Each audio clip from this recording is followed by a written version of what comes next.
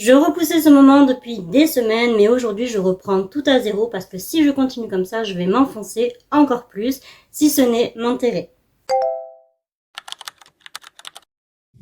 Hello tout le monde, j'espère que vous allez bien. Dans ma dernière vidéo, j'ai réalisé que je vivais au-dessus de mes moyens, mais je n'avais pas encore regardé mon compte en détail parce qu'honnêtement, j'appréhendais.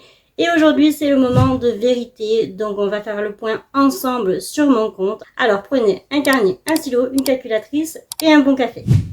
Première étape, je liste tout, mes revenus, mes charges fixes et mes dépenses. Donc je vous mettrai les screens au fur et à mesure de la vidéo pour que vous puissiez suivre en même temps. Mais je vais tout noter, même ce que je n'ai pas envie de voir. C'est parti ?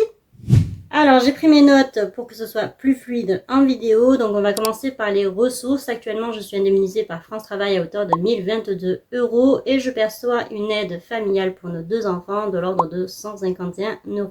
Donc généralement cette somme-là je n'y touche pas parce que ça me sert à payer les factures de cantine, les affaires scolaires, les habits et les sorties scolaires s'il y en a. Donc là on arrive à un total de 1173 €. Donc je vais arrondir un petit peu tous les chiffres pour ne pas vous embrouiller. Donc là déjà niveau budget ressources, on est un peu serré.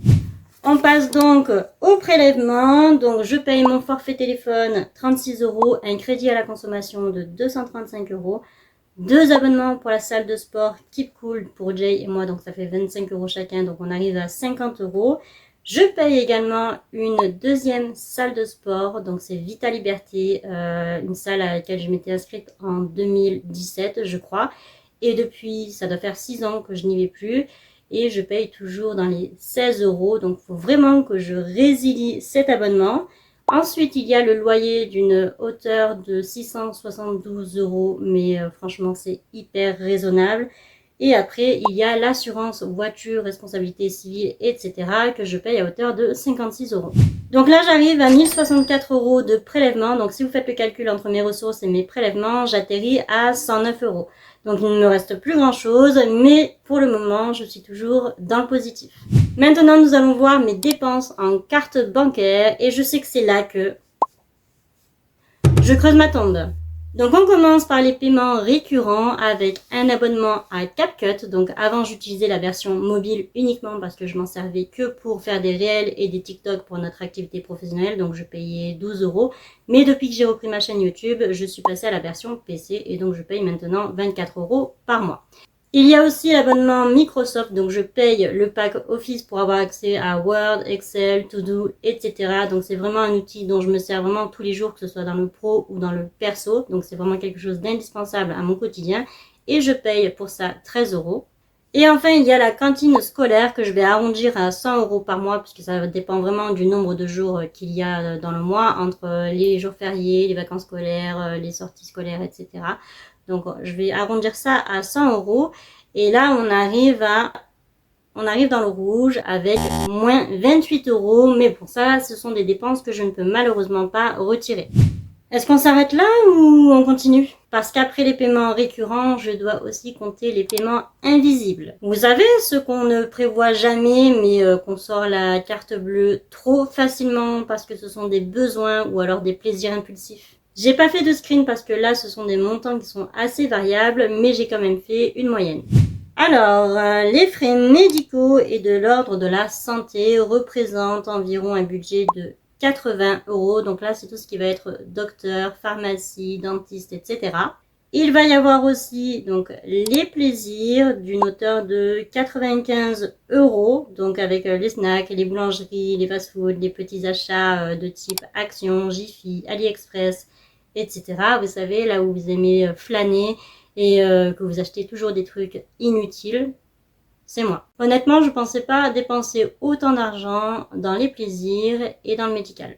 Pour les courses, j'en ai pour à peu près 70 €. Donc généralement, c'est plutôt Jay qui prend en charge ce poste de dépenses. Moi, je prends vraiment tout ce qui est petits achats et j'arrive à une hauteur de 70 €. Mais la dernière fois, Jay avait oublié son portefeuille et j'ai sorti le chéquier et j'ai fait un chèque de 142 €. Et c'est ce fameux chèque qui m'a mis en impayé et qui m'a mis dans la mouise. En vrai, pour vous la faire courte, c'est passé à ça niveau timing. Et je termine avec les sorties, donc la moyenne est d'une vingtaine d'euros. Donc là aussi, c'est plutôt Jay qui prend en charge les dépenses. D'ailleurs, lundi, on est parti faire du vélo-rail. Donc j'ai filmé quelques séquences. Si jamais la vidéo vous intéresse, n'hésitez pas à me le dire en commentaire. Du coup, tous ces paiements invisibles s'élèvent à 265 euros. Donc c'est vraiment là où je dois intervenir, où je dois agir et reprendre le contrôle pour pouvoir réussir à m'en sortir. En soustrayant cette moyenne, on passe à moins 293 euros. Et enfin, on va terminer avec les oublis. Parce que je me suis rendu compte qu'il y avait plein de choses que j'avais oubliées, que je ne prenais pas en compte, mais qui sont bien réelles. On commence par les montants dérisoires, donc avec un abonnement mensuel bancaire de 1 euro, tu sais, celui où tu dois recevoir tes alertes par SMS, etc. Sauf que ça doit faire au moins une dizaine d'années que j'ai résilié ce service, donc je ne l'ai plus, je n'y ai plus accès, mais par contre je continue toujours de payer. Et de toute façon, même si ça fait 1 euro, ça fait quand même beaucoup pour un service que je n'ai pas. Ensuite, tu vas avoir tous les frais de type bancaire, que ce soit les tenues de compte ou alors tous les petits prélèvements auxquels tu ne penses pas forcément quand tu fais des achats en ligne. Donc, c'est tout ce qui va être frais de paiement hors zone. Donc là, j'arrive à une moyenne de 17 euros. Dans mes calculs, je viens d'y penser, j'avais zappé, mais j'ai aussi une cotisation annuelle pour la carte bancaire, donc je paye une fois par an dans les 146 euros. Donc ça me vient me rajouter un budget de 13 euros par mois. Enfin, on termine avec un poste vraiment hyper important qu'on a complètement oublié de prendre en compte, que ce soit Jay ou moi, et c'est la facture d'eau. Et la dernière nous a fait très mal au derrière puisque la facture s'est levée à 508 euros. Donc ça, c'est pour une période de 6 mois parce qu'on n'a toujours pas mis en place le paiement mensuel. Mais je peux vous dire que ça nous a fait un gros trou dans le budget et encore plus parce qu'on n'avait pas prévu de payer cette facture. Donc on était contents et ravis de recevoir cette facture. Mais entre nous, je pense qu'on s'est tous fait un peu douiller. Parce que en parlant avec les voisins, etc., on a tous vu qu'il y avait une augmentation de consommation au mètre cube alors que nos habitudes n'avaient pas changé. Mais bon, je ne vais pas rentrer dans les détails, ce n'est pas le but. Mais en tout cas, ça représente une moyenne de 85 euros par mois. Je suis en train de prendre ma calculatrice parce que je pense que je me suis un peu gourée. Mais bon, après, ça va être l'histoire de quoi? De 1 ou 2 euros. Donc, une fois tous ces oublis cumulés, on arrive à un montant de 116 euros par mois. Mais bon, là aussi, je vais vous dire que je n'ai pas vraiment la main dessus, donc je peux pas vraiment contrôler. Mais du coup, résultat des courses, on arrive à moins 409 euros. Et ça correspond vraiment, c'est plus ou moins la somme que j'essaye de compenser tous les mois depuis quelques temps maintenant. Donc je vous laisse imaginer le cirque que je n'arrête pas de reproduire depuis maintenant un bon petit moment.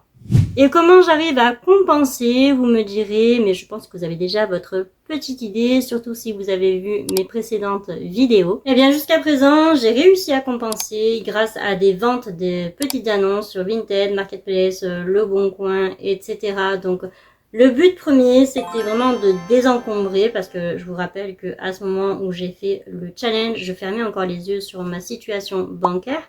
Donc, à ce moment-là, vraiment, le but premier, c'était de désencombrer.